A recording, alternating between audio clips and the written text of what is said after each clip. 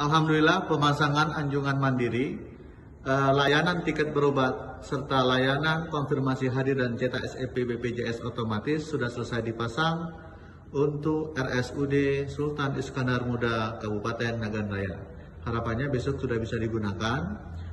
Di sini untuk tiket antrian berobat nanti akan digunakan untuk pasien yang berobat datang langsung ke rumah sakit.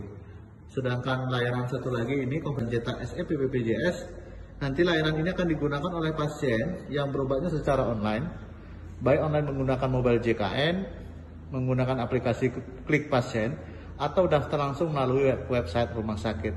Sehingga nanti pada saat pasien tiba di rumah sakit, pasien cukup melakukan scan kartu atau scan barcode yang terdapat pada aplikasi Klik Pasien, maka secara otomatis SEP BPJS akan tercetak pada mesin ini, sehingga pasien tidak perlu lagi menghadap loket dan bisa langsung ke poli atau ke ruangan dokter.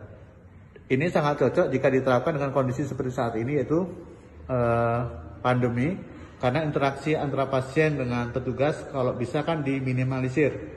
Nah, berikut saya akan menjelaskan cara ngambil tiket untuk pasien yang berobat dengan cara datang langsung. Misalkan pasien BPJS, dia ingin berobat, nanti cukup pasien